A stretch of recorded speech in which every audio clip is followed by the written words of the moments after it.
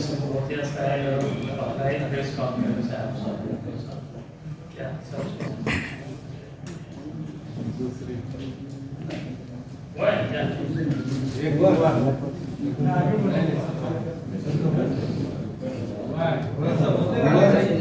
हम कोई कार्यक्रम को लेकर के बातें हुआ आज आप सब लोग बार बार हमसे पूछते हैं कि सरकार के बारे में कुछ बताइए, सरकार के बारे में कुछ बोलिए।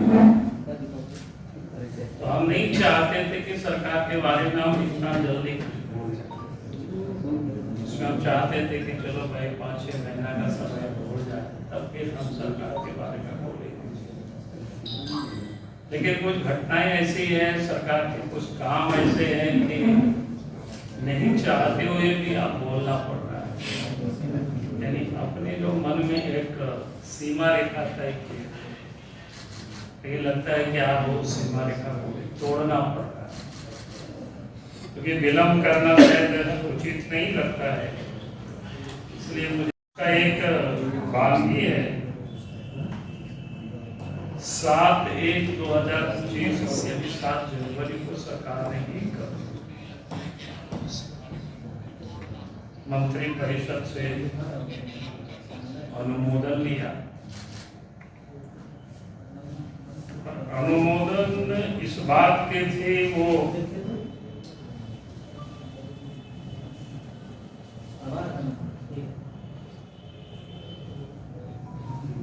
कि झारखंड में डीजी पुलिस की नियुक्ति कैसे हो,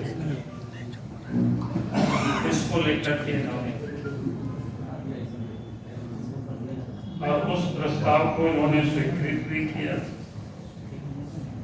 और उसमें से उन्होंने जो विषय को इन्होंने रखा, क्या बीजेपी की नियुक्ति में पहले क्या होता था कि पैनल बन करके भारत सरकार को जाता था और भारत सरकार उस पैनलों पर विचार करके नाम को अग्रसरित करता और फिर सरकार डीजी पुलिस महानिदेशक को नियुक्त।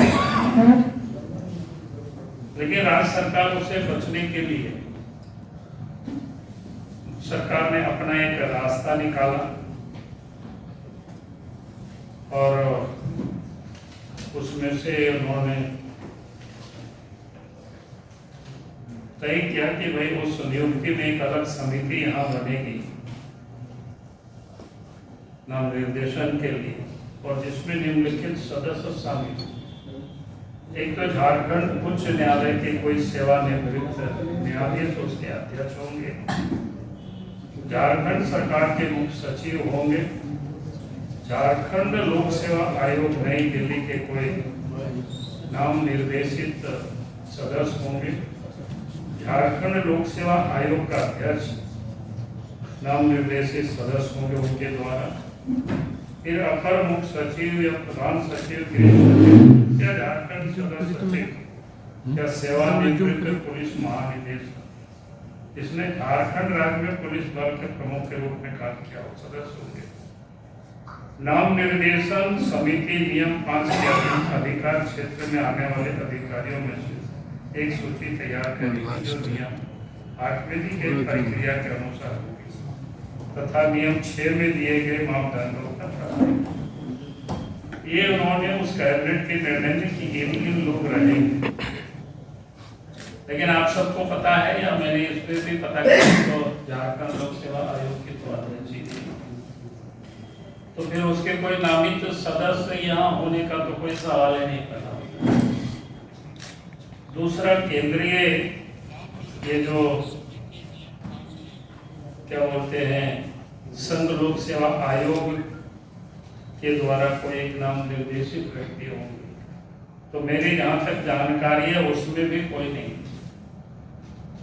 लेकिन सरकार इतनी अफरा तफरी में है कि उन्होंने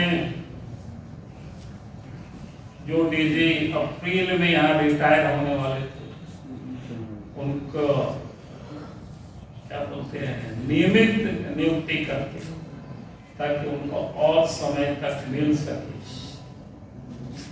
अवसर, यानी 2026 तक तो उन्होंने कर दी।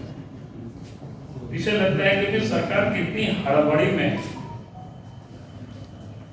और हेमंत सरकार में का संविधान और न्याय व्यवस्था पर एक प्रकार से हमला। झारखंड की जनता को धोखे में रखकर हेमंत सोरेन सरकार ने सुप्रीम कोर्ट के आदेशों का उल्लंघन किया है। उनकी सरकार ने न सिर्फ संविधान की मर्यादाओं को तोड़ा है, बल्कि राज्य की पुलिस व्यवस्था और प्रशासन को अपनी राजनीतिक साजिशों का हथियार बना लिया है। आज हम इस प्रेस कॉन्फ्रेंस के माध्यम से यह पर्दाफाश करेंगे कैसे हेमंत सोरेन, उनकी सरकार और कुछ भ्रष्ट अधिकारियों ने झारखंड की जनता के साथ विश्वासघात किया। डीजीपी के नियुक्ति में सुप्रीम कोर्ट के आदेशों का अवहेलना। सुप्रीम कोर्ट के आदेश के अवहेलना यानी सुप्रीम कोर्ट ने प्रकाश सिंह केस 2006 में निर्देश दिया था कि डीजीपी की नियुक्ति केवल यूपीएससी के अनुशंसित पैनल से ही हो। ये 2006 में सुप्रीम कोर्ट का वर्डिक्ट है। यूपी में भाग लेने से यानी ये जो कमेटी में भी भाग लेने से उन्होंने मना कर दिया। फिर भी हेमंत सोरेन सरकार ने यूपीएससी को दरकिनार कर अपनी मनमार्जी से अनुराग गुप्ता को डीजीपी बना दिया, जबकि यूपीएससी की अनुशंसित सूची में नहीं। जिनको बनाया उनका यूपीएससी का जो अनुशंसित सूची है उसमें उनका कोई नाम नहीं। सरकार ने सुप्रीम कोर्ट के आदेशों को नहीं माना। जैसे 7 जनवरी 25 को सरकार ने एक अवैध अधिसूचना जारी की, जो वो भी कोई वैध नहीं था, जिसमें यूपीएससी की भूमिका को नजरअंदाज कर दिया गया। सुप्रीम कोर्ट ने कहा था जब तक राज्य सरकार कोई नया कानून नहीं बनाती तब तक यूपीएससी के प्रक्रिया के अनुसार ही नियुक्ति होगी। यह स्पष्ट है, ये समझने वाली बात है। जब सुप्रीम कोर्ट ने कहा कि राज्य सरकार कोई जब तक कोई नए कानून नहीं बनाती, ये नया कानून बना सकता था, लेकिन ये उन्होंने इससे भी पाए जिसको क्या कहते हैं कनी काट करके किनारे निकल गए, यानी उसके अनुसार जो नियुक्ति होना था उसको इन्होंने। फिर भी राज्य सरकार ने इस पर ध्यान नहीं दिया और सुप्रीम कोर्ट के आदेशों की उन्होंने धज्जियां उड़ाई। अब हम सरकार से सवाल पूछना चाहेंगे, क्या हेमंत सोरेन खुद को सुप्रीम कोर्ट से ऊपर समझते हैं? क्या झारखंड सरकार एक विवादास्पद दागदार अधिकारी को बचाने के लिए कानून तोड़ रही है? आप सबको पता है कि चुनाव में गड़बड़ी के कारण 2 साल तक उस अफसर निलंबित रहे। निलंबन समाप्त हुआ, उसके बाद जब उनको डीजीपी बनाए तो पिछले चुनाव में भी आप सबको पता है उनको चुनाव कार्यों से बाहर रखा गया। जैसे ही चुनाव समाप्त हुआ फिर से उनको पदस्थापित किया। यूपीएससी ने जब इस प्रक्रिया को नकार दिया तब भी सरकार ने इस पर आगे बढ़ने की हिम्मत कैसे की? कार्यकारी आदेश और अधिनियम का अंतर नहीं पता, क्योंकि ये क्या हेमंत सोरेन सरकार को कार्यकारी आदेश, एग्जीक्यूटिव ऑर्डर और अधिनियम एक्ट में अंतर का पता नहीं है। यानी इनको बताना चाहिए। सरकार ने 2025 में एक नियमावली बना दी, लेकिन इसके लिए कोई अधिनियम एक्ट पारित नहीं। कोई भी नियमावली बनता है तो उससे पहले एक्ट बनता है, एक्ट बनने के बाद नियमावली बनती है, लेकिन यहाँ इन्होंने एक्ट नहीं बनाया। विदाउट एक्ट के, बिना कानून के उन्होंने नियमावली बना दी। कोई भी सरकार सिर्फ एक कार्यकारी आदेश से अधिनियम नहीं बना सकती। अगर अधिनियम ही पारित नहीं हुआ तो नियम कैसे बने? या पूरी प्रक्रिया जानबूझकर लागू की गई थी। यानी एक प्रकार से कहें तो पूरी प्रक्रिया ही अनवैलिड है। भाई आपने जब कोई एक्ट नहीं बनाया तो आप नियमावली कैसे बना सकते? अब हम सवाल पूछना चाहते हैं कि राज्य सरकार ने 2025 की नियमावली को बहुत लक्षित प्रभाव से लागू करने की कोशिश क्यों और कैसे?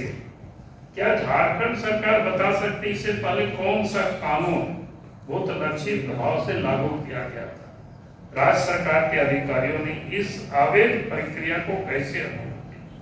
आश्चर्य है इसके बैठक में, कमेटी के बैठक में चीफ सेक्रेटरी है, होम सेक्रेटरी है, रिटायर हाई कोर्ट के जज हैं, और इसके बाद इस प्रकार के निर्णय को किया गया और इसको आगे बढ़ाया गया। हम तो चाहेंगे हाई कोर्ट से भी कि भाई इसको सो मोटो संज्ञान लेना चाहिए, और फिर इस प्रकार की जो जजेज होते हैं उनको सरकार के विभिन्न लाभकारी पदों में पदस्थापित किया जाता है। भाई ऐसे लोगों को तो पदस्थापित नहीं करना चाहिए जो कभी, जब इनके इंटीग्रिटी पर ही शक है, जब इतनी अच्छे बड़े लोग बैठे हुए, चीफ सेक्रेटरी ऐसा, और उसके बाद ये कैसे इस प्रकार के असंवैधानिक लोग काम करते हैं, इसका जवाब तो सरकार को देना होगा। हेमंत सोरेन की दोहरी नीति आपने देखा होगा पिछले दिनों, एक तरफ निर्दोष बनने की नाटक, दूसरी तरफ कोर्ट के आदेशों का हवाला। जब पिछले दिनों आप सबने देखा इनको जमानत हुआ तो कितना इन्होंने नाटक किया और हाई के, और वहीं दूसरी तरफ कोर्ट की उन्होंने उल्लंघन कर हाई कोर्ट की टिप्पणियों का सारा लेकिन सुप्रीम कोर्ट के आदेशों की आड़ है। हेमंत सोरेन घूम घूम कर हाई कोर्ट की टिप्पणियों का इस्तेमाल कर कोर्ट को निर्दोष साबित करने का प्रयास किया है, लेकिन जब बात सुप्रीम कोर्ट के आदेशों का पालन करने की आती है तो वह खुलेआम उसे तोड़ते हम सवाल पूछना चाहते हैं, जब सुप्रीम कोर्ट ने यूपीएससी पैनल से नियुक्ति का आदेश दिया तो उसे क्यों नजरअंदाज किया गया, बताना चाहिए। हाई कोर्ट के आदेशों का हवाला दिया जाता है लेकिन सुप्रीम कोर्ट के आदेशों का पालन क्यों नहीं किया जाता है? क्या यह नहीं दिखाता कि यह सरकार संविधान और कानून को सिर्फ अपने फायदे के लिए इस्तेमाल करना चाहती है? झारखंड हाई कोर्ट के पूर्व जज की भूमिका और न्यायपालिका पर आता है। क्या न्यायपालिका को कमजोर करने की साजिश झारखंड उच्च न्यायालय के पूर्व न्यायाधीश इस पूरी प्रक्रिया में सरकार के साथ शामिल बताए जा रहे हैं? अगर पूर्व न्यायाधीश खुद राज्य सरकार के इस अवैध कार्य में शामिल हो जाएंगे तो न्यायपालिका की निष्पक्षता पर क्या असर पड़ेगा? बीजेपी मांग करती है कि झारखंड हाईकोर्ट के मुख्य न्यायाधीश इस मामले का स्वतः संज्ञान ले और इसकी जनहित याचिका रूप में सुनवाई करे। हम यह भी मांग करते हैं कि झारखंड सरकार ऐसे पूर्व न्यायाधीशों को किसी भी सरकारी पद पर नियुक्त न करे। हम सवाल पूछना चाहते हैं, क्या यह न्यायपालिका को कमजोर करने की कोशिश है? पूर्व न्यायाधीश की भूमिका की जांच कौन करेगा? कानून का मजाक अनुराग गुप्ता का रिकॉर्ड। झारखंड का सबसे विवादास्पद आईपीएस अफसर डीजीपी अनुराग गुप्ता चुनावी कदाचार में लिप्त थे, जिसका कारण 2 वर्षों तक निलंबित रहे। उसके खिलाफ एफआईआर दर्ज हुआ। अगर यह अधिकारी चुनावी धांधली में शामिल था तो इसे बीजेपी क्यों बनाएगी? हम सवाल पूछना चाहते हैं, क्या हेमंत सोरेन सरकार भ्रष्टाचार विवादास्पद अधिकारियों के सहारे ही चल सकती है और ऐसे अधिकारियों को महत्वपूर्ण जिम्मेदारी देकर उन्हें बचाने में क्यों लगी रहती है? क्या चुनावों में धांधली के पुरस्कार स्वरूप अनुराग गुप्ता को डीजी बनाया गया है? जो अधिकारी अपने गलत कार्यों को लेकर वर्षों निलंबित, जिसकी नौकरी की वास्तविक उम्र सीमा अगले 30 अप्रैल को समाप्त हो रही है, उसे गलत तरीके से डीजीपी बनाने की इतनी जल्दीबाजी और जरूरत क्यों आई? बीजेपी मांग करती है कि बीजेपी के अवैध नियुक्ति को तुरंत रद्द किया जाए। यूपीएससी द्वारा अनुमोदित सूची से ही डीजीपी की नियुक्ति हो। झारखंड हाई कोर्ट के मुख्य न्यायाधीश स्वतः संज्ञान लेकर इस मामले की सुनवाई करे। सुप्रीम कोर्ट इस अवमानना मामले में राज्य सरकार के खिलाफ कड़ी कार्रवाई करे। अनुराग गुप्ता के कार्यकलाप की जांच सीबीआई से कराई जाए। हाई कोर्ट के ऐसे पूर्व न्यायाधीश को किसी भी सरकारी पद पर नियुक्त न किया जाए जो खुद सुप्रीम कोर्ट के अवमानना सहभागी बन गए। इसका अर्थ है झारखंड को भ्रष्टाचार नहीं और कानून का सम्मान करने वाली सरकार चाहिए, न कि ऐसी सरकार जो सुप्रीम कोर्ट के आदेशों की धज्जियां उड़ाए और अपराधियों को बचाए। बीजेपी न्याय के खिलाफ हर स्तर पर संघर्ष करेगी। बहुत बहुत धन्यवाद। हमने बता दिया, ब्रेकअप दे देगा तो हम भी मदद करेंगे। ठीक है।